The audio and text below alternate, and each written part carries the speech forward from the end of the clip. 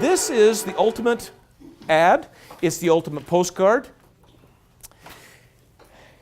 Another rule that Peter Brooks has, and I don't have time to debate you on this, so you're going to have to trust me on this. The rule is, say as much as you need to say to get them to the next level, even if you use 1,000 words. We are now in the staccato generation. Websites are a little bit different. Websites can't have a ton of copy all the time.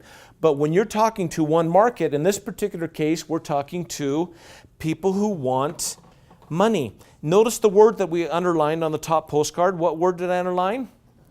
Nonprofit. We got a mailing list of non-profits talking right to this market. I knew this market. Did you know the government wants to give your nonprofit group free grant money? Blah, blah, blah, blah, blah, blah. Notice the call to action is we're going to give you this free report. I'm not going to go through and tell you all the elements of why this is such a good postcard. You can do that yourself, okay? Does anybody have any questions on this or want to debate me on anything on the way that this looks or what it's saying? I have little call-outs for this very reason that we don't have enough time for me to tell you everything. This is why this worked, and it worked. They got response. That's all that matters, right? They got the response from the right people. Do you have any questions? Okay. If you wouldn't mind then, turning now to, yes. The thing to remember is we are told time and time again, you got to make it short, you got to make it short. If you think about, if you are interested in something, you want the information. That's what he's doing. Do you want this? Yes. Okay, I'm willing to read 150 words, not 20. Here's another key thing. Come up here, and I think it's in one of my handouts right here. Notice that there's all kinds of levels of people and where they are and stuff like that. My goal, believe it or not, is not to deal with the hotties, the hot prospects, okay, or the mediums. He's a hot prospect right now in the fifth wheeler that you want. I think you're about up here ready to buy, correct? Or are you kind of still medium? Oh, if I found it, I'd buy it. You probably would. It's down here. This is where I'm telling you guys to start. What? No, everybody wants to get a hot prospect. We want somebody who's about ready to buy. The reason you want to get them down here, I view it like raising a child. The sooner that I can get you into my family of love, the more I can educate you about what I do and what I say. How could you educate people about what you do? We know what you do. I'm not going to start on this side of the room again. I'm going to start on this side of the room.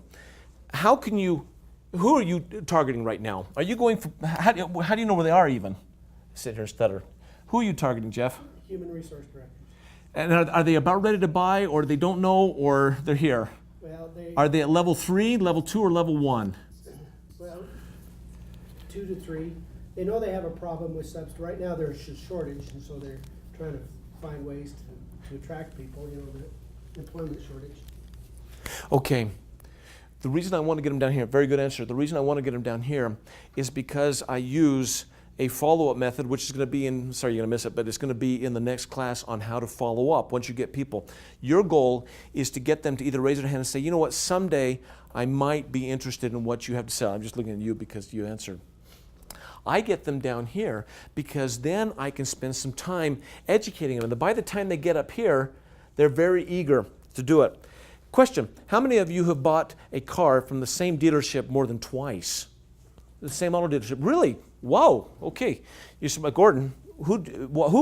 Gus Paulus. Why? I was treated with respect. How many cars do you buy a year?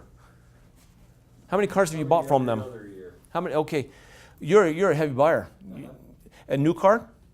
Every other year? New and used, yeah. Do they keep in contact with you? Yes.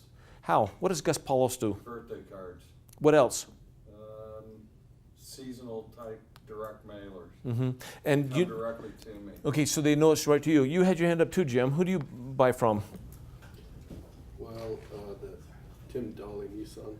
How many times have you purchased a car from them? 2. Jared, you had your hand up too? That surprises me because you are now in looking for another car. Why don't you just go to that dealership?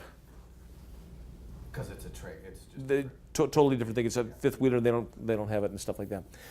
I pick on the auto dealers because auto dealers. I used to have a client. They are a chew them up, spit them out. We know you're never going to be back. Wouldn't it be interesting that if you own an auto dealership and you got them to buy one car, how many cars a year, how many cars in your lifetime do you buy? Not you, Gordon. Holy crap, you're like... Maybe 3 cars in your lifetime? I've had mine for about 5-10 years now, I think. Probably more like 8 years. How many cars do you think? Let's do the math here. Let's say you do it every 5 years. I don't know what the... Like us, we buy company vehicles. Yeah. I mean, I don't. Do you buy them buy from the same place? Uh-huh. I don't buy them every year, but I mean, I have to have them. So, and yes, I do go. You have a good relationship with them. No matter what your business is, what I'm suggesting you do is you find out somebody with just a little bit of inkling of desire for what you may have. Like, yeah, I think it might be a good idea that I have substitute. It may be. Maybe. I'm not going to buy anything yet. I'm not going to part with my $40 yet. No, I'm not yet. I have a problem, right? You got a lot of problems that you can solve in the HR department and things.